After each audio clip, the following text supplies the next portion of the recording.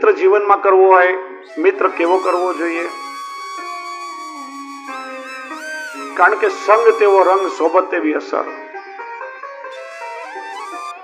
આજે દુસ્સંગ લાગવાનું એક મોટામાં મોટું કારણ સંગ દોષ છે. કોઈની સાથે મિત્રતા કરો, મિત્ર કેવો હોવો જોઈએ આપણા શાસ્ત્રો આપણને એ પણ શીખડાવે છે. મિત્રના લક્ષણ બતાવ્યા છે.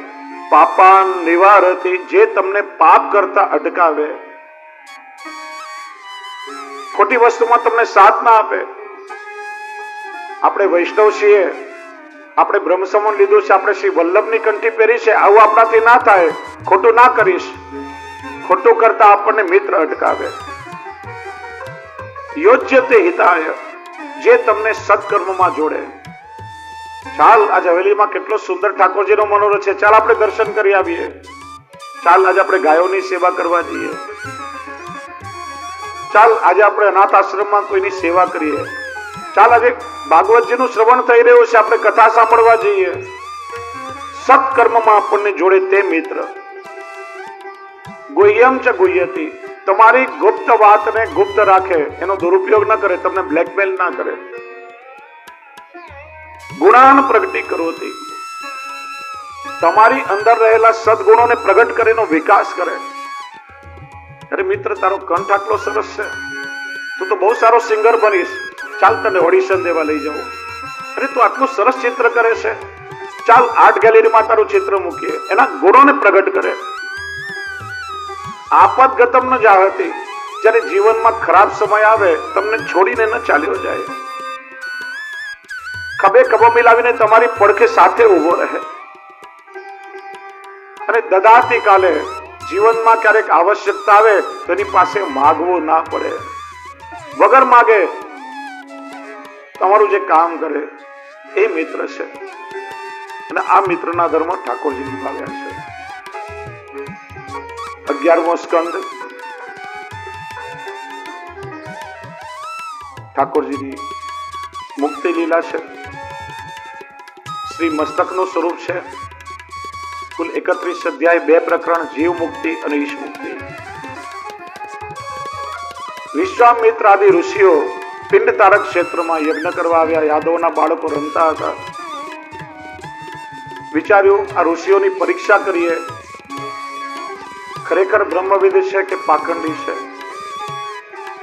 જામવતીનો પુત્ર સાંબ એને સ્ત્રીનો વેશ પહેરાવી, લોખંડનું મુસળ પેટમાં બાંધી, ગર્ભવતી હોવાનો ડોળ કરી ઋષિ પાસે આવ્યા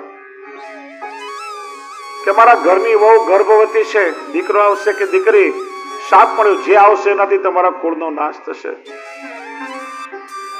ક્યારે ગુરુજનોની, ઋષિ મુનિઓની પરીક્ષા ન કરો, આપણું સામર્થ્ય નથી. સુરદાસજીનો પ્રસંગ આવે છે. શ્રી ગુસાઈજીના જ્યેષ્ઠ કુમાર શ્રી ગિરધરજી ને તૃતીય શ્રી બાલકૃષ્ણલાલજી એકવાર વિચાર્યું કે સુરદાસજીને તો નેત્ર જ નથી, ને છતાંય શ્રીજી બાબાના જેવા શૃંગાર હોય એવા સ્વરૂપનું વર્ણન કરે, એવી લીલાઓનું ગાન કરે, એમને ખબર કઈ રીતે પડે છે? પરીક્ષા કરવી જોઈએ. એકવાર ઉષ્ણકાળના દિવસો હતા. શ્રીજી બાબાને અંગ વસ્ત્ર થઈ રહ્યું હતું. શ્રીઅંગમાં ક્યાંક ક્યાંક જલના બિંદુઓ ચમકી રહ્યા હતા. શ્રીકંઠમાં કેવલ કંઠેશ્વરી ધરી હતી. નિરાવરણ પ્રભુનો વિગ્રહ હતો. શ્રી गिरधर પૂછ્યું, સુર બાબા, आज श्रीनाथ ने कौन से श्रृंगार धारण किए हैं? पद गायो, आज देखेरी हरिमाई नंगम नंगा, जल सुत भूषण अंग विराजत, वसन हीन छवि उठत तरंगा. શ્રી ગુસાઈજીએ ઠપકો આપ્યો, બાબા, ભક્તોની ક્યારે પરીક્ષા ના કરવી. એમના ચર્મ ચક્ષુથી નહીં, અંત ચક્ષુથી પ્રભુની લીલાના દર્શન થાય. ઋષિઓની પરીક્ષા કરવાનો અપરાધ કર્યો. બીજી ભૂલ શું કરી? શાપ મળ્યો. પ્રભુના શરણે આવ્યા હોત ને તો યોગ્ય નિરાકરણ મળી જાત, પણ ગભરાયા અને મહારાજ ઉગ્રસેન પાસે આવ્યા. એ તો વૃદ્ધ હતા અને વૃદ્ધાવસ્થામાં બુદ્ધિ ઓછી કામ કરે. એમાં શું મોટી વાત? આ લોખંડના મુસળને પથ્થર પર ઘસો, એનો બારીક ભૂકો થઈ જશે તો કુળનો નાશ કેવી રીતે થશે? પછી યાદવાસ્થલીની ચર્ચા થઈ.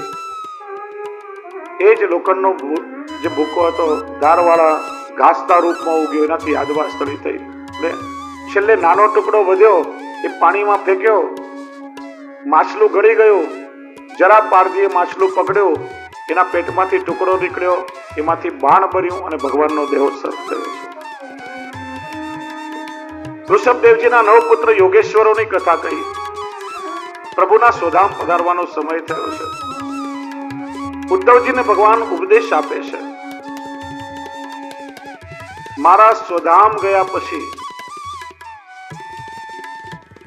તમે બદ્રિકાશ્રમ તરફ પ્રયાણ કરજો. યાત્રા કરતા કરતા તમે હંસ વૃત્તિથી નિર્વાહ કરજો. હંસ વૃત્તિ એટલે દૂધ અને પાણીનું મિશ્રણ થઈ જાય ને, એને કોઈ જુદું ના પાડી શકે. હા, એક ઉપાય છે, આપણે ચૂલા પર તપેલી મૂકીએ પણ અગ્નિ પાણીને બાળે, જુદું ન કરી શકે. પણ ઓરિજિનલ જે હંસ હોય એમાં સામર્થ્ય છે કે દૂધ અને પાણી જુદું કરીને સારરૂપ દૂધ ગ્રહણ કરી લે, પાણી જુદું કરે. એને કહેવાય નિર્ક્ષીર વિવેક. એટલા માટે આપણે સંતોને પરમહંસ કહીએ છીએ. આ જગત ગુણ અને દોષોનું મિશ્રણ છે. દોષો જોવાની ટેવ પાડશો તો બીજાના દોષ જોતા જોતા તમે દોષનો ભંડાર બની જશો, ખબર સુદ્ધા નહીં પડે. નિયમ છે કે કોઈના દોષ જોઈને નિંદા કરવા એક આંગળી ચીંધીએ, 3 આંગળી આપણી પોતાની સામે રહેતી હોય. સૂરદાસ જેવા ભગવદી કે છે, રે મન અપનો દોષ વિચાર. બીજાના નહીં, બીજાના સારા ગુણો જુઓ, આનામાં કેવા ગુણ છે એ સદગુણને ગ્રહણ કરો અને પોતાના દોષો પ્રત્યે સભાન થાઓ, એને દૂર કરવાનો પ્રયત્ન કરો. એનું નામ છે હંસવૃત્તિ. દત્તાત્રેયજીના 24 ગુરુઓની કથા કહી. જેની પાસે જે સારો ગુણ જોવા મળ્યો એ સદગુણને ગ્રહણ કર્યો છે. પૃથ્વી, વાયુ, આકાશ, પાણી, કપોત, અજગર, અગ્નિ, સૂર્ય, ચંદ્ર, સમુદ્ર, મધમાખી, હાથી, પતંગિયું, ભમરો, હરણ, પિંગલા નામની વેશ્યા આખો દિવસ ગ્રાહકની પ્રતીક્ષા કરતી હતી.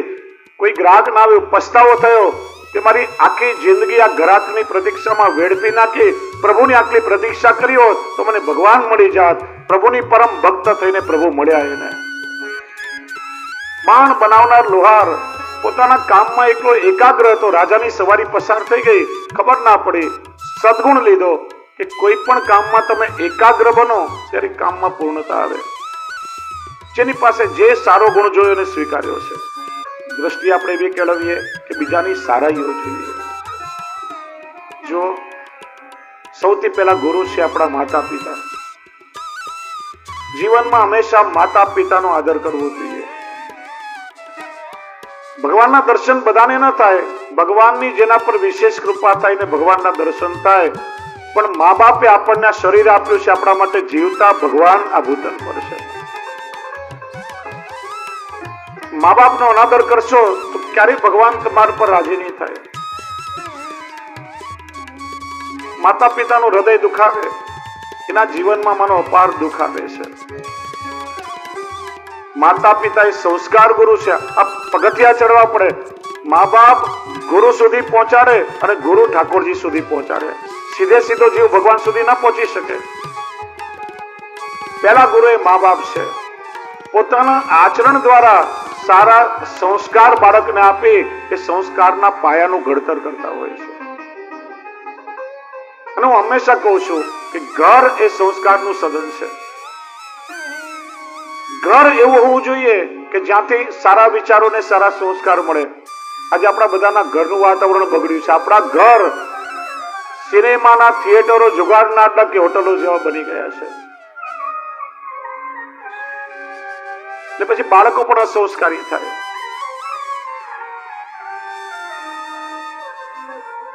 પાયાનું ઘડતર હંમેશા ઘરમાં થાય. ગુરુ જ્ઞાન આપે, સંસ્કાર કેવલ ઘરમાંથી મળે.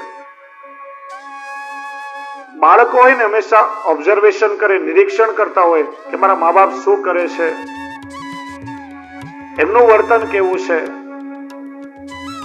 એ દાદા દાદી સાથે કેવો વર્તાવ કરે છે. આ જોઈ જોઈને બાળકો આપણામાંથી સંસ્કાર લેતા હોય છે. તમે ચાહો કે તમારા બાળકો તમારી સેવા કરે, તમારો આદર કરે, તો તમારા વડીલોની સેવા કરીને એ આદર્શ તમારે બાળકોને પૂરો પાડવો પડે. બાળકો જોશે કે પપ્પા મમ્મીએ દાદા દાદીને ઘરડા ઘરમાં મોકલી આપ્યા છે, તો યાદ રાખો કે તમારું રિઝર્વેશન ત્યાં થઈ ગયું છે. એ જ જગ્યાએ તમારે જવું પડશે.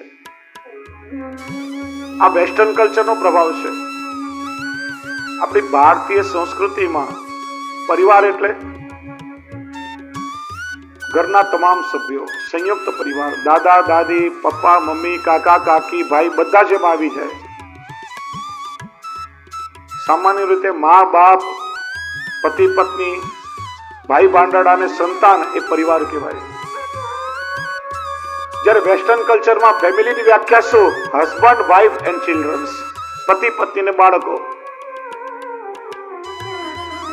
બાળક મોટા થયા, લગ્ન થયા એટલે મા બાપનું સ્થાન ઘરમાંથી ગયું, સિનિયર સિટીઝન હાઉસમાં જવું પડે એમને. આપણી સનાતન ધર્મની વ્યાખ્યા નથી, આપણી સંસ્કૃતિની વ્યાખ્યા નથી. વડીલોનું ઘરમાં એક આદત છે, અને જે ઘરમાં વડીલો ના હોય ને એ ઘરમાં બાળકો હંમેશા અસંસ્કારી હોય. આચરણ દ્વારા બાળકોને શીખવાડે. સંસ્કારનો પાયો ઘડાઈ જાય પછી આપણે નિશાળમાં, વિદ્યાલયમાં મૂકીએ છીએ. વિદ્યાગુરુ એ શિલ્પકાર છે. કોઈ શિલ્પકારના હાથમાં એક બેડોળ પથ્થર આવે, તેની મલિનતા દૂર કરી એક સુંદર મૂર્તિનું સર્જન કરે છે. એમ વિદ્યાર્થીના જીવનની મલિનતા દૂર કરી એના જીવન શિલ્પનું શિક્ષક નિર્માણ કરશે. શિક્ષક, શી એટલે શિસ્ત, ક્ષ એટલે ક્ષમા અને ક એટલે કલા. આ ત્રણનો સમન્વય થાય ત્યારે એક શિક્ષકનું સર્જન થાય છે. ગામડાઓમાં, ગ્રામ્ય વિસ્તારમાં બહુ સરસ શબ્દ છે શિક્ષક, જેને માસ્તર કહેવાય. માસ્તર એટલે જે માના સ્તર પર જઈ શકે એટલા માટે માસ્તર. બાળકને સંસ્કાર આપે. પછી વાત કઈ આદર્શ ગુરુની, જેની પાસે જે કઈ, કોઈ વ્યક્તિ હોય, કોઈ જીવ હોય, કોઈ વસ્તુ કોઈ પણ હોઈ શકે. આ પતંગિયું, મધમાખી, રેશમનો કીડો, ઝાડ બધાને ગુરુ બનાવ્યા. જેની પાસે જે સારો ગુણ જોયો એને જીવનમાં સ્વીકાર્યો છે. અને દીક્ષા ગુરુ એ તો બહુ મોટી કૃપા છે, જે આપણને પ્રભુ સુધી પહોંચાડે છે. એની ચર્ચા કરી. ભગવાને ઉદ્ધવજીને આજ્ઞા કરી, મારી પ્રાપ્તિનું સાધન એ સત્સંગ છે. સત્સંગથી જ ભાવનું નિરંતર પોષણ થશે. અને મારા ગયા પછી કલિયુગની શરૂઆત થશે. કલિયુગમાં સત્સંગ દિવસે દિવસે દુર્લભ થશે અને દુસ્સંગ ચારે બાજુથી તમને ઘેરશે. દુસ્સંગના કેટલાય દ્વાર બતાવ્યા. દ્રષ્ટિથી કોઈના દોષ જોઈએ, દુસ્સંગ લાગે, બુદ્ધિ બગડે. કાનથી કોઈની નિંદા સાંભળીએ, બુદ્ધિ બગડતા વાર ના લાગે. કોઈ દુર્જનનો સંગ કરીએ, બુદ્ધિ બગડતા વાર ના લાગે. પ્રભુથી વિમુખતા થાય, જીવ પ્રભુથી દૂર ફેંકાય.